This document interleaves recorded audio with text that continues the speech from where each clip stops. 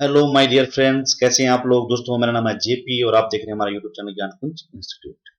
दोस्तों, जैसे कि आपने थंबनेल देख लिया होगा कि आज हम किस टॉपिक के ऊपर चर्चा करने वाले हैं। ठीक है, तो उत्तराखंड का सबसे हॉट टॉपिक जिसके ऊपर हमें आज चर्चा करनी है वो है दोस्तों उत्तराखंड अधीनस्थ विशेष अधीनस्थ शिक्षा प्रवक्ता संवर्ग समूह का सेवा सामान्य शाखा और महिला शाखा परीक्षा 2024 मीन्स उत्तराखंड लेक्चरर की भर्ती आ चुकी है और आज ही से मेरे प्यारे साथियों इसके फॉर्म भरे जाने लगे हैं। ठीक है, तो अगर हम बात करें मेरे साथियों, तो उत्तराखंड प्रवक्ता की जो भर्ती का विज्ञापन है वो आज 18 तारीख से शुरू हो चुका है और आज ही से इसका ऑनलाइन आवेदन प्रारंभ हो चुका है। ठीक है, और इसका जो क्या कहते हैं, इसकी जो अंतिम तिथि मेरे प्यारे साथियों, इसकी अंतिम तिथि आपकी 7 नवंबर तक इसका रहने वाला है, रात के 12 बजे तक। ठीक है, ठीक है, तो ये मेन डेट है मेरे प्यारे भाई। इसका ऑनलाइन आवेदन आप लोग कब तक कर सकते हैं, तो 18 अक्टूबर से 7 नवंबर तक इसका डेट रहने वाला है। ठीक है, फीस भी आप 7 नवंबर तक भर सकते हैं, लेकिन अगर भूलवश गलतीवश आपने कोई चीज गलत गलत भर दिया है या गलत डॉक्यूमेंट अपलोड कर दिया है तो उसके लिए संशोधन के लिए मेरे प्यारे साथियों इसका पोर्टल खुलने वाला है। 19 नवंबर को खुलेगा और 28 नवंबर 2024 तक ये बना रहेगा। ठीक है, तो ये आप समझ गए होंगे। ठीक है, आगे इसके बारे में बात करते हैं मेरे प्यारे भाई, और क्या क्या विशेष जानकारी सूचनाएं इसके ऊपर दी गई हैं। ठीक है, तो आप जानते हैं कि उत्तराखंड प्रवक्ता की जो भर्ती मेरे प्यारे भाइयों, इसका ऑनलाइन आवेदन पत्र आप भर रहे होंगे, है ना। इसके बारे में कुछ और चीज हम विशेष तौर पे देख लेते हैं कि क्या क्या इसमें जरूरी चीजें हैं जो आपको पता होनी चाहिए। ठीक है, चलिए तो यहाँ पर अगर हम देखें मेरे प्यारे भाइयों, एक जो जानकारी है इसमें, ठीक है, इसको देख लेते हैं। ठीक है, देखिए प्यारे भाइयों, अभ्यर्थी एक से अधिक शाखा विषय हेतु आवेदन कर सकता है। मेन बात यह है, अगर आप अप्लाई करना चाह रहे हैं ऑनलाइन फॉर्म अगर आप भर रहे हैं तो इसके लिए विशेष जानकारी क्या है मेरे प्यारे भाइयों, एक विद्यार्थी एक से अधिक सब्जेक्ट में कर सकता है। जैसे कोई बहुत सारे विद्यार्थी क्या होते हैं, किसी का हिंदी से भी किया हुआ है ना, और किसी का अंग्रेजी क्या कहते हैं संस्कृत से भी किया हुआ रहता है ना, तो वो दोनों सब्जेक्ट से भर सकता है। ठीक है, तो यहाँ पर आपको पता होना चाहिए कि यहाँ पर दो शाखाएं होती है, एक महिला शाखा होती है, एक पुरुष शाखा होती है। ठीक है ना, महिला शाखा ओनली महिलाओं के लिए होती है और जो पुरुष शाखा है वो पुरुष शाखा महिला और फीमेल, मतलब पुरुष पुरुष शाखा बोले तो उसको सामान्य शाखा बोलते हैं। पुरुष शाखा एक्चुअली नहीं बोलते उसको, उसको सामान्य शाखा बोलते हैं भाइयों, है ना। तो उसमें आपका सामान्य शाखा में महिलाएं और पुरुष दोनों भरते हैं, और जो महिला शाखा यहाँ पे है उसमें सिर्फ महिलाएं आवेदन कर सकती हैं। तो इसके बारे में देखिए हम लोग, तो जिसके लिए अभ्यर्थी एक ही आवेदन करना है आपने। ठीक है, पुरुष शाखा केवल सामान्य शाखा और महिला अभ्यर्थी दोनों शाखा, मतलब महिला और सामान्य शाखा हेतु ऑनलाइन आवेदन कर सकते हैं। ठीक है, तो आगे हम इसके बारे में देखें कि ऑनलाइन आवेदन पत्र में ही शाखा तथा संबंधित विषयों का उल्लेख किया जाना होगा। एक से अधिक विषयों हेतु आवेदन करने की दशा में प्रत्येक विषय हेतु निर्धारित शुल्क प्रोसेसिंग शुल्क पृथक पृथक जमा किया जाएगा। ठीक है, तो फीस दोस्तों आपकी अलग अलग लगनी है। ठीक है, तो आप जब फॉर्म भर रहे होंगे तो आपको यह इसमें पता लग जाएगा। ठीक है, यहाँ पर हम देखें दोस्तों जो स्क्रीनिंग परीक्षा है में जो सफल हो जाएंगे जो छात्र, ठीक है, स्क्रीनिंग परीक्षा में जो छात्र सफल घोषित हो गए उन्हें विषयवार लिखित परीक्षा हेतु अलग से शुल्क जमा करना होगा। ठीक है, इसके लिए आपके लिए फॉर्म की डेट आती है, जैसे कि आपका प्री प्री बोले तो स्क्रीनिंग जो एग्जाम अगर आप दे देते हैं मेरे प्यारे भाइयों, तो फिर आपको मेंस का जो इसका पेपर होगा, मेंस मेंस मेन एग्जाम जिसका होगा सब्जेक्ट वाइज, इसके लिए आपको फिर से ऑनलाइन फॉर्म भरना पड़ता है। ठीक है, और इसमें आपकी फिर से फीस जमा होती है। ठीक है, चलिए, तो ये थोड़ा विशेष जानकारी थी। और क्या विशेष जानकारी आपको पता होना चाहिए, तो यहाँ पर हमें ये पता होना चाहिए कि कौन से सब्जेक्ट में हमारे पास कितनी वैकेंसी यहाँ पर देखने को मिलती है। तो सबसे पहले अगर हम बात करें मेरे प्यारे भाई, हिंदी से शुरुआत करें हम लोग, तो ये आपका दोस्तों सामान्य शाखा की बात चलती है। ठीक है, ये सामान्य शाखा है जिसमें आपके कितने 555 पद हैं, कुल 613 पद हैं। मैं दिखा देता हूँ आपको। ठीक है, कुल इसमें आपको कितने पद रहने वाले हैं, टोटल इसमें आपके 613 पद आपको आपके लिए दिए गए हैं। ठीक है, देखो ये 613 पद हैं। ठीक है, टोटल 613 पदों के लिए ये भर्ती निकली हुई है, जिसमें सामान्य शाखा के 550 पद हैं मेरे भाइयों, और जो महिला शाखा के है जिसमें सिर्फ महिलाएं आवेदन आवेदन कर सकती हैं उनकी संख्या 63 है, ठीक है। उनकी संख्या बढ़ाई जा सकती है, तो कभी बढ़ाई नहीं गई अब आज तक, फिर भी अगर बढ़ जाती है तो अच्छी बात है। चलिए अगली सूचना हम देखते हैं। तो अगली सूचना क्या है प्यारे भाइयों की, जो ये सीटें हैं इनमें कौन से सब्जेक्ट के लिए कौन सी सीटें, कितनी सीटें आई हुई हैं, उसके ऊपर चर्चा कर लेते हैं। तो ये सामान्य शाखा की बात चल रही है मेरे प्यारे भाई, तो सामान्य शाखा में कुल 550 पद है मेरे प्यारे भाई, और टोटल आपके कितने 613 पद हैं। तो अगर हम हिंदी सब्जेक्ट की बात करते हैं प्यारे भाई, तो टोटल आपके 69 पद हैं। अनुसूचित जाति के लिए आपके 14 पद हैं, अनुसूचित जनजाति के लिए यहाँ पे 3 पद आपको देखने को मिलते हैं, और ओबीसी की अगर हम बात करते हैं तो इसमें आपको 8 पद देखने को मिलेंगे, ठीक है। तो आर्थिक रूप से जो कमजोर बच्चे हैं, ईडब्ल्यूएस वाले हैं जो भाई लोग या बहन लोग, उनके लिए आपके 6 पद हैं, और जो जनरल कैटेगरी में आ जाते हैं उनके लिए आपके 38 हो जाते हैं। दूसरा जो सब्जेक्ट है मेरे प्यारे भाई इंग्लिश है, इसकी अगर हम बात करते हैं तो यहाँ पर 41 टोटल पद यहाँ पे देखने को मिलते हैं। एससी के लिए आपके कितने हैं, यहाँ पे अनुसूचित जाति के लिए 8 पद हैं, ठीक है। जनजाति के लिए आपके पास एसटी जिसको हम कहते हैं 2 पद हैं, और अन्य पिछड़ा वर्ग जो है मेरे प्यारे साथी उनके लिए 5 पद हैं। आर्थिक रूप से कमजोर वर्ग के लिए आपके 4 पद हैं, और जनरल कैटेगरी की अगर बात करते हैं तो 22 पद यहाँ पर देखने को मिलेंगे, ठीक है। अगर हम संस्कृत सब्जेक्ट की बात करते हैं प्यारे भाई, तो कुल यहाँ पे आप देख ही पा रहे होंगे कि 45 इसमें पोस्ट है, और 8 इसमें एससी के लिए चली जाती हैं। अनुसूचित जाति जनजाति के लिए आप, अनुसूचित जनजाति एसटी के लिए आपके यहाँ पे 2 पद हैं, और ओबीसी के लिए आपके 5 पद हैं, और ईडब्ल्यूएस के लिए आपको यहाँ पे 4 पद हो जाते हैं। साथ ही साथ अगर जनरल की बात करते हैं, अनुराग की बात करते हैं, तो इसमें 26 पद आपको देखने को मिलेंगे। इसी हिसाब से भौतिक शास्त्र मतलब फिजिक्स की अगर हम बात करते हैं तो 11 पद, टोटल यहाँ पे 57 पद है मेरे प्यारे भाइयों। 11 पद आपके अनुसूचित जाति के लिए हो जाते हैं, 2 पद आपके यहाँ पर अनुसूचित जनजाति के लिए हो जाते हैं, 8 पद यहाँ पर आपके ओबीसी के लिए हो जाते हैं, और बच्चे आपके 5 पद इसमें आपके किसके लिए हो जाते हैं, आर्थिक रूप से कमजोर वर्ग के लिए हो जाते हैं, और 31 जो पद बच जाते हैं वो आपके जनरल कैटेगरी के लिए आरक्षित किए जाते हैं। चलिए अब चलते हैं साइंस सब्जेक्ट का। अगला जो सब्जेक्ट है वो है आपका केमिस्ट्री। केमिस्ट्री की अगर हम बात करें मेरे प्यारे साथियों, तो केमिस्ट्री रसायन शास्त्र की बात करते हैं तो कुल यहाँ पे 36 पद दिए गए हैं, ठीक है। जो 7 पद आपके किसके लिए, एससी के लिए हैं, एसटी के लिए 1 पद है ना। ओबीसी के लिए देख रहे हैं अगर हम लोग तो 5 पद हैं। ईडब्ल्यूएस की अगर बात करते हैं तो यहाँ पर 3 पद देखने को मिलेंगे, और जनरल कैटेगरी की यहाँ पर देखें अगर मेरे भाइयों तो यहाँ पर आपको 20 पद देखने को मिलते हैं। मैथमेटिक्स में देखें तो टोटल तो 24 है, 4 आपके एससी के लिए हैं, एसटी के लिए 1 है, ओबीसी के लिए 3 है, और ईडब्ल्यूएस इकोनॉमिकल वीक सेक्शन आर्थिक रूप से कमजोर वर्ग के लिए आपके 2 पद हैं, और अनारक्षित जनरल कैटेगरी के लिए आपके 14 पद देखने को मिलेंगे। इसी रीति से अगर हम जीव विज्ञान की बात करेंगे तो जीव विज्ञान में आपको मेरे प्यारे भाइयों 50 पद देखने को मिलेंगे, और एससी के लिए आपको 8 पद देखने को मिलेंगे। साथ ही साथ आपके एसटी के लिए आपके 2 पद देखने को मिलेंगे, और एसटी के लिए यहाँ पे देखा जाए तो थोड़ा ज्यादा पद रखे गए, 5 पद यहाँ पे देखने को मिलेंगे, और आपके ईडब्ल्यूएस के लिए आपका 5 पद है, और जनरल के लिए आपके कितने 30 पद देखने को आपको यहाँ पर मिलेंगे, ठीक है। ये कैटेगराइज किया गया है मेरे प्यारे साथियों। तो अन्य सब्जेक्ट की हम बात करें तो अन्य सब्जेक्ट में जैसे कि आपका नागरिक शास्त्र है प्यारे, 96 पद हैं आपके, है ना। तो 19 पद एससी के लिए हैं, 4 पद एसटी के लिए, 12 पद ओबीसी के लिए हैं, और 9 पद आपके ईडब्ल्यूएस के लिए हो जाते हैं, और 52 पद आपके जनरल कैटेगरी के लिए हो जाते हैं। इसी तरह से अर्थशास्त्र इकोनॉमिक्स की अगर हम बात करते हैं तो 58 पद यहाँ पे देखने को मिलेंगे। 10 पद आपके एससी के लिए चले जाते हैं, 3 पद आपके एसटी के लिए चले जाते हैं, 8 पद आपके ईडब्ल्यूएस के लिए चले जाते हैं, ठीक है, सॉरी ईडब्ल्यू ओबीसी के लिए चले जाते हैं, और 5 पद आपके ईडब्ल्यूएस के लिए चले जाते हैं। तो बचे हुए 32 पद आपके जनरल कैटेगरी में हो जाते हैं। इसी तरह हिस्ट्री की अगर हम बात करते हैं प्यारे साथियों, ठीक है, तो हिस्ट्री की अगर हम बात करें तो हिस्ट्री में आपको 25 पद टोटल यहाँ पर देखने को मिलेंगे। एससी की अगर हम बात करें तो यहाँ पर 4 पद आपके लिए क्या है, आरक्षित किए गए एससी के लिए। एसटी के लिए यहाँ पर कोई भी पद देखने को नहीं मिलता है, ठीक है ना। ओबीसी की बात करें तो 3 पद हैं, और ईडब्ल्यूएस के लिए यहाँ पे 2 पद दिए गए हैं।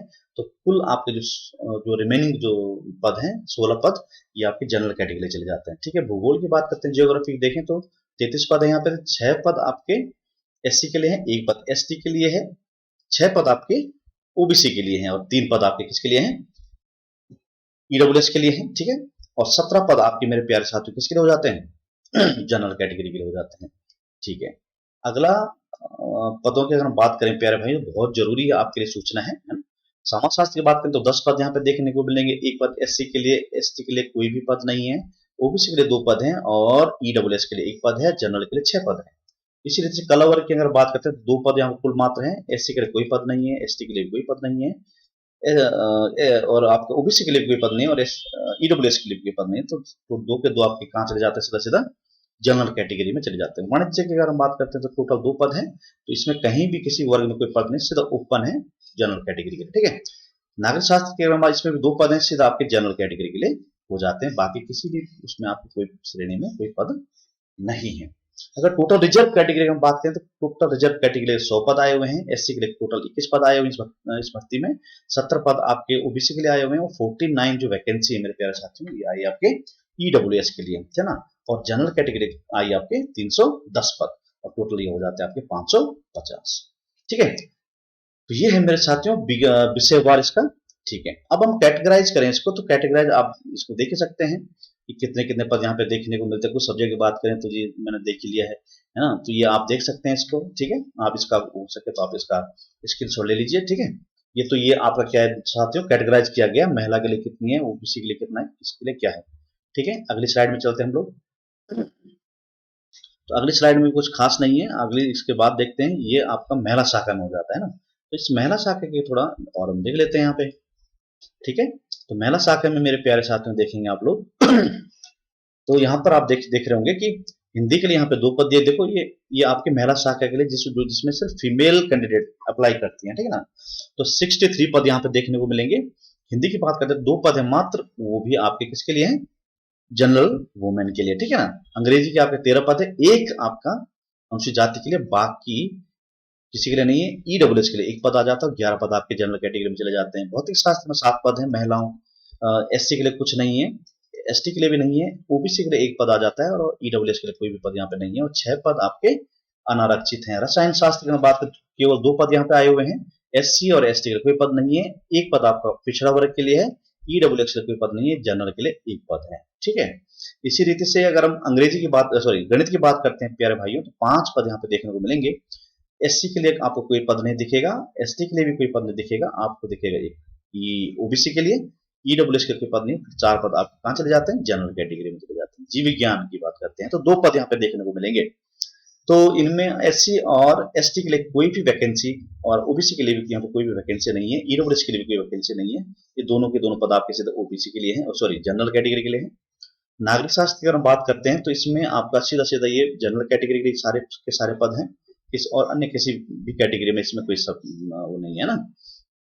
इतिहास की बात करें तो सीधा सीधा आपके 2 जनरल महिलाओं के लिए पद हैं, 11 पद अर्थशास्त्र के लिए दिए गए हैं, जिसमें आपके 1 पद आपका कहाँ है, ओबीसी के लिए है और 1 पद आपका ईडब्ल्यूएस के लिए और बाकी 9 पद आपके किसके लिए हैं बाकी 9 पद आपके जनरल कैटेगरी के लिए हो जाते हैं। इसी रीति से मेरे प्यारे साथियों अगर हम देखें यहाँ पर तो भूगोल में आपका 7 पद है, ठीक है, और 1 पद आपके एससी के लिए हो जाता है, बाकी किसी अन्य कैटेगरी में है नहीं। लेकिन जनरल कैटेगरी की बात करते हैं तो यहाँ पे 6 पद आपको देखने को मिलेंगे। गृह विज्ञान की बात करते हैं, होम साइंस की बात करें प्यारे साथियों, 7 पद यहाँ पे टोटल है, 1 पद यहाँ पे एससी कैटेगरी के लिए है, महिला मतलब है ना, पुरुष तो यहाँ ही नहीं, ठीक है ना। 1 पद एससी के लिए, बाकी के 6 पद आपके चले जाते हैं हाँ जनरल कैटेगरी के लिए। इस तरह से अगर हम बात करें तो इसमें 63 जो पद हैं टोटल, उनमें अगर हम देखें तो 3 पद मात्र महिला शाखा में आए हैं आपके किसके लिए, कैटेगरी के लिए, एससी कैटेगरी के लिए। एसटी के लिए यहाँ पे कोई भी पद नहीं है, ओबीसी में सिर्फ 4 पद दिए गए हैं और ईडब्ल्यूएस के लिए 2 पद दिए गए और 54 पद जो है मेरे प्यारे भाइयों आपके जनरल कैटेगरी में चले जाते हैं। तो बाकी ये टोटल देखें अगर तो 63 हो जाता है। चलिए अगर कैटेगराइज आपको करना है तो ये आप कैटेगराइज इस तरह कर सकते हैं इसको, ठीक है। इसका आप स्क्रीनशॉट ले लीजिए, ठीक है, तो फिर आप इसको अलग से देख सकते हैं। चलिए अगली स्लाइड में हम चलते हैं मेरे प्यारे भाइयों। अब इसमें विशेष सूचना में ये देखनी है कि लेवल का क्या है, ये है ना। आप सभी जानते हैं प्यारे भाइयों, तो प्रवक्ता का जो लेवल है मेरे प्यारे भाइयों, लेवल 8 का होता है ये, है ना, लेवल 8 का होता है ये, ठीक है। लेवल 8 होने का मतलब क्या है लेवल 8 का है ये, ठीक है। ये सैलरी स्केल जाता है 47,600 से का 1,51,100 रुपए तक ही जाता है, ठीक है। तो 613 पद टोटल है, 550 पद आपके सामान्य शाखा के लिए, 63 पद आपके महिला शाखा के लिए हो जाते हैं, ठीक है। और ये माध्यमिक वर्ग के लिए आई हुई है। तो एज आपकी 21 साल से और 42 साल तक इसकी है, मतलब, है ना। चलिए अन्य जानकारी की अगर हम बात करते हैं प्यारे भाइयों, तो अभी आप सभी जानते हैं कि बीएड होना चाहिए ना, इसके लिए यूटेट का कोई रोल नहीं होता है इसमें, ठीक है। तो एक बारे में हम देख लेते हैं ना, जैसे प्रवक्ता समाजशास्त्र हो गया, भूगोल शास्त्र, इतिहास, भूगोल, रसायन विज्ञान, ये सब की अगर हम बात करते हैं तो विश्वविद्यालय से आपका क्या होना चाहिए, स्नातकोत्तर मतलब पीएचडी एमए की या एमएससी की डिग्री होनी चाहिए आपके पास, ठीक है ना, और साथ में आपका बीएड होना चाहिए, ठीक है, ये इसके लिए योग्यता है, ठीक है। तो बाकी इसी तरह अन्य सब्जेक्ट में भी देखेंगे आप तो यही आपके लिए क्या है, एजुकेशन रखी गई है इसमें, ठीक है। तो एडिशनल अन्य एजुकेशन कुछ भी इसमें नहीं देखने को मिलती है ठीक है। चलिए एज भी आप जानते हैं 21 से 42 साल की एज रखी गई है इसमें, ठीक है। और अन्य चीजों की अगर हम बात करते हैं तो उसको हम देखते हैं इसमें रिटर्न का क्या हिसाब किताब है ना, ये देखते हैं। तो आप सभी लोग काफी टाइम से देख रहे थे दोस्तों अखबारों में कि ये स्क्रीनिंग की जो परीक्षा है ये हटाई जा रही है, लेकिन अभी तक इसमें कुछ नहीं हुआ। इस विज्ञप्ति में स्क्रीनिंग पेपर रखा गया है मेरे प्यारे भाइयों, और मेंस भी रखा गया है, मतलब दोनों प्रकार की भर्ती होने वाली है, ठीक है। दोनों प्रकार के पेपर होने वाले जो पिछले साल भी आपको देखने को मिले होंगे, ठीक है चलिए तो अब देखते हैं इसका प्रवक्ता का जो सिलेबस है वो क्या है, ठीक है। तो प्रवक्ता के सिलेबस अगर हम बात करें प्यारे भाइयों, तो ये आपका दो प्रकार का पेपर इसमें होने वाला है, ठीक है। पहला जो टाइप है मेरे प्यारे भाइयों वो आपका प्रवक्ता संवर्ग सामान्य और महिला शाखा सिद्ध भर्ती के पदों पर क्या होगा, स्क्रीनिंग परीक्षा होगी, प्रथम चरण। प्रथम चरण जो होगा मेरे प्यारे भाइयों वो क्या होगा, स्क्रीनिंग होगा, ठीक है। इस स्क्रीनिंग एग्जाम की अगर हम बात करते हैं तो इसे शिक्षण अभिरुचि से लेकर सामान्य अध्ययन तक की सभी प्रकार की जानकारियों से संबंधित 150 प्रश्नों की एक श्रृंखला होगी पेपर में, और ये 150 अंक आपको देंगे, और इसका जो समय निर्धारित किया गया वो किया गया है 2 घंटे का, ठीक है ना। इसमें निगेटिव मार्किंग होगी मेरे प्यारे भाइयों, ठीक है। ये आपका स्क्रीन जो होगी वास्तविक प्रकार की होगी, और ये आपकी क्या है, हरकारी है ना, क्वालिफाइंग नेचर का ये पेपर होने वाला है, ठीक है ना। इसमें जो सफल अभ्यर्थी होंगे उन्हीं को हम क्या क्या बोल रहे हैं, विषयवार लिखित परीक्षा के लिए बुलाए जाएंगे, वो भी क्या होगा आपका ऑब्जेक्टिव होगा, ठीक है। चलिए इसका सिलेबस अगर हम देखें प्यारे भाई तो क्या क्या इसमें पूछा जाना है, कितने कितने मार्क्स का पूछा जाना है, ठीक है। तो यहाँ पे देखेंगे आप लोग सबसे पहले मेंस की बात कर लेते हैं। मेंस की बात कर लेते हैं तो मेंस का जो सब्जेक्ट है मेरे प्यारे भाइयों, जो सब्जेक्ट पेपर होना प्री के बाद द्वितीय चरण है जो इसका इसका जो सेकंड चरण है, ठीक है ना, जो सेकंड चरण है इसका, तो इसमें आपका लिखित परीक्षा होगी, वो भी वास्तविक प्रकार की, ठीक है ना, वास्तुनिष्ठ होनी है, कोई मतलब सब्जेक्टिव नहीं है। तो ये आपका होना है ऑब्जेक्टिव टाइप का होना चाहिए, 200 क्वेश्चन आएंगे इसमें, और समय रहेगा आपका कितना, 3 घंटे का समय रहेगा, 200 क्वेश्चन 200 नंबर का, ठीक है। तो ये जो पेपर होगा ये सभी सब्जेक्ट के लिए होगा मेरे प्यारे भाई, कोई भी सब्जेक्ट ऐसा नहीं है जिसके लिए ये 200 से कम का कोई परीक्षा हो, ठीक है। तो ये सभी सब्जेक्ट के लिए होना है। थोड़ा प्री का सब्जेक्ट हम सिलेबस हम देख लेते हैं, मेंस का सिलेबस आपको पता ही होगा, ठीक है। तो अगर हम प्री के सिलेबस की हम बात करते हैं मेरे प्यारे भाइयों, तो आप देख ही रहे होंगे इससे पहले जो शिक्षण अभिरुचि है मेरे प्यारे भाइयों, शिक्षण अभिरुचि है जो फर्स्ट पेपर के लिए, ठीक है। शिक्षण अभिरुचि की हम बात करते हैं तो ये सबसे ज्यादा स्कोरिंग है इसमें 40 मार्क्स की, मोस्ट मोस्ट इंपॉर्टेंट, ठीक है ना, ठीक है। मोस्ट इंपोर्टेंट की अगर हम बात करें तो 40 नंबर इसमें क्या आपका साइकोलॉजी पूछा जाएगा, शिक्षण अभिरुचि पूछा जाएगी, जिसमें राधा कृष्ण आयोग है, मुदालियार आयोग, कोठारी आयोग हो गया, ये सारे के सारे जो आयोग है, नीति आयोग है ना, नीति शिक्षा शिक्षा की जो राष्ट्रीय नीति है ना, सर्व शिक्षा अभियान है, ये सब की जो यूनिट है नंबर 1 है। इससे शिक्षण दक्षता एवं संप्रेषण ये भी आपकी दूसरी यूनिट है, ठीक। इसी रीति से और अगर हम और यूनिट्स की बात करते हैं तो कुल मिला के यहाँ पर 10 यूनिट आपको देखने को मिलेंगी। तीसरी यूनिट क्या है, मूल्य आधारित शिक्षा है ना, मूल्यों के प्रकार व्यक्ति की सब आप जानते होंगे है ना, कक्षानुशासन हो गया, विद्यालय में अनुशासन, ये सब नियोजन, विद्यालय में अनुपस्थिति और उपस्थिति विद्यालयों को है ना, शिक्षा में कंप्यूटर शिक्षा पर आधारित कुछ प्रश्न होंगे इसमें है ना, शैक्षणिक तकनीक होगा, कैसे आप सिखाएंगे, तकनीक का प्रयोग कैसे करेंगे, सब है ना। 8वीं यूनिट आपका शिक्षा व्यवसाय और कार्य है ना, संतुष्टि। 8वीं यूनिट आपकी, 9वीं यूनिट आपकी विद्यार्थी और ये सब होगा है ना। 10वीं शैक्षणिक मूल्यांकन जो फाइनल होता है आपके टेस्टिंग है ना। चलिए तो ये हो गया आपका 40 मार्क्स शिक्षण अभिरुचि। अब सामान्य अध्ययन की बात करें मेरे प्यारे भाई तो आपने देख लिया होगा, सामान्य अध्ययन जो है यहाँ पे आपका 35 मार्क्स का रहने वाला है। कितने मार्क्स का रहने वाला है, 35 मार्क्स का यहाँ पे रहने वाला है ना, ये 35 मार्क्स का ये रहेगा आपका, ठीक है, 35 मार्क्स का है, ठीक है। इसमें आपका सभी कुछ आता है, हिस्ट्री, पॉलिटिकल ज्योग्राफी है ना, सब कुछ आएगा इसमें आपका, उत्तराखंड से लेकर सब चीज है ना। उत्तराखंड का तो इसमें थोड़ा अलग है, ये सिर्फ जीएस के लिए है ना, उत्तराखंड का अलग इसमें सिलेबस दिया गया है, तो history, political geography, economics, current affair वगैरह वगैरह जितना भी आपका जीके है, सब विज्ञान, कंप्यूटर है ना, ये सब 35 नंबर में पूछे जाएंगे। आप कितने नंबर पूछे जाएंगे? 35 नंबर में। लेकिन अगले पेपर की अगर हम बात करते हैं तो ये आपका प्योर सब्जेक्ट है किसका? उत्तराखंड जीके का। तो उत्तराखंड जीके की अगर हम बात करते हैं मेरे प्यारे साथियों, तो उत्तराखंड जीके यहाँ पर हो जाता है कितने मार्क्स का? 30 मार्क्स का हो जाता है। कितने मार्क्स हो जाता है? 30 मार्क्स का हो जाता है। इसमें सामान्य भूगोल हो गया, उत्तराखंड का इतिहास हो गया ना, प्राचीन, मध्य और आधुनिक काल का इतिहास हो गया। साथ ही साथ मेरे प्यारे भाइयों यहाँ पे आपका प्राकृतिक और ये संसाधन हो गया, ये चौथी, ये सब यूनिट आप जानते हैं मेरे प्यारे उत्तराखंड के बारे में, आप सब जानते हैं कि क्या क्या सिलेबस यहाँ पर पूछा जाने वाला है। अब फाइनल हम देखते हैं अगला, इसमें देखेंगे अगर आप लोग, तो इसमें आपका मैथ रीजनिंग की अगर हम बात करें तो मैथ रीजनिंग मेरे प्यारे भाई यहाँ 25 मार्क्स की पूछी जाती है। कितने मार्क्स की पूछी जाती है? 25 मार्क्स की यहाँ पे शिक्षण अभिरुचि पूछी जाएगी, 25 मार्क्स की, जिसमें आपका शाब्दिक है ना, मैथ सब जो आप जीके करंट वगैरह पढ़ते हैं ये सब पूछे जाएंगे। ठीक है, डिटेल सिलेबस आप आयु की वेबसाइट से डाउनलोड कर सकते हैं। और अंतिम जो यहाँ पे सिलेबस है दोस्तों वो है हिंदी का। हिंदी में आपका क्या है यहाँ पर, कुल मिला के आपका 20 मार्क्स का ये रहने वाला है। ठीक है ना, तो 20 मार्क्स की आपकी हिंदी पूछी जाएगी मेरे प्यारे भाइयों, जिसमें आपका पर्यायवाची, विलोम, तत्सम, तद्भव ये सब चीजें होंगे, है ना। और इसी रीति से आपका क्या होगा, उपसर्ग, प्रत्यय, शब्द शुद्धि, वर्तनी, वाक्य, समास, समास विग्रह, संधि विच्छेद, मुहावरे और लोकोक्तियां। तो ये चीज आपकी क्या हो जाएगी, सिलेबस के अंदर जुड़ जाती है। ठीक है, तो ये आपको विशेष तौर पे ध्यान रखना है। ठीक है दोस्तों, तो मैं आपसे कहना चाहता हूँ प्यारे भाई, ये आपका प्री का सिलेबस है ना, ये आपका क्या है, प्री का सिलेबस है मेरे प्यारे भाइयों, जिसको हम स्क्रीनिंग एग्जाम कहते हैं। क्या कहते हैं दोस्तों? स्क्रीनिंग परीक्षा कहते हैं। और इस स्क्रीनिंग परीक्षा को जब आप निकाल देंगे तो तभी जाके आप मेंस एग्जाम के लिए आप दे पाएंगे, मतलब है ना। तो इसका दोस्तों आप सभी को पता है, इसका जो स्क्रीनिंग है वो अप्रैल में होना है, अप्रैल 2025 में इसका एग्जाम होना है। ठीक है, इसका जो प्री का एग्जाम होना है दोस्तों अप्रैल 2025 में होना है। ठीक है, तो आपके लिए बहुत समय अभी अभी अगर आप देखें तो ये जो अक्टूबर है, ठीक है ना, अक्टूबर, आज 18 अक्टूबर है, तो 12 दिन यहाँ से लगा लीजिए, है ना।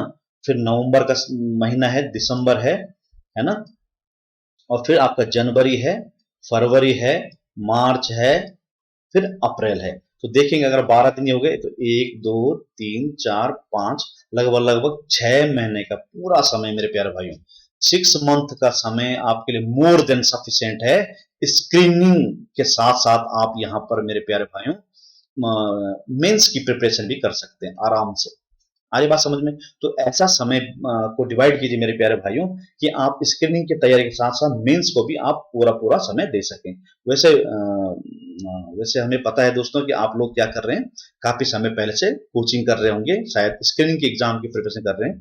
तो मैं आपसे कहना चाहता हूं कि आप मेंस के लिए भी अभी से मेरे प्यारे भाइयों, क्योंकि 6 महीने का समय बहुत ज्यादा हो जाता है ना, तो आप मेंस के लिए भी आप समय को डिवाइड कर लीजिए अपना टाइम टेबल के अकॉर्डिंग, है ना। ये 4 घंटा आप अपने सब्जेक्ट को दीजिए पर डे के हिसाब से, बाकी आप स्क्रीनिंग के लिए पढ़ सकते हैं। और जब अप्रैल मई जून में आपका रिजल्ट आएगा स्क्रीनिंग का, उसके बाद आपको लगभग 3 से 4 मंथ आपको मेंस के लिए मिलते हैं अलग से प्रिपरेशन के लिए। आ रही बात समझ में? तो उसमें भी आपको अच्छा मार्क्स आप गेन कर सकते हैं। ठीक है, तो दोस्तों ये था आज का हमारा ये टॉपिक, है ना, प्रवक्ता के ऊपर, प्रवक्ता भर्ती के ऊपर। और दोस्तों अगर आपने हमारा चैनल सब्सक्राइब नहीं किया हुआ है तो प्लीज सब्सक्राइब कर लीजिए, क्योंकि प्रवक्ता भर्ती 2024 जो स्क्रीनिंग परीक्षा है दोस्तों, उसके ऊपर हम प्रैक्टिस सेट आपके लिए लेकर आएंगे, है ना। प्रैक्टिस सेट हम लेकर आएंगे और उन प्रैक्टिस सेट से देखना आप लोगों को बहुत ज्यादा हेल्प मिलेगी, मतलब है ना। तो चलिए बने रहिए हमारे साथ, तब तक के लिए धन्यवाद, नमस्कार।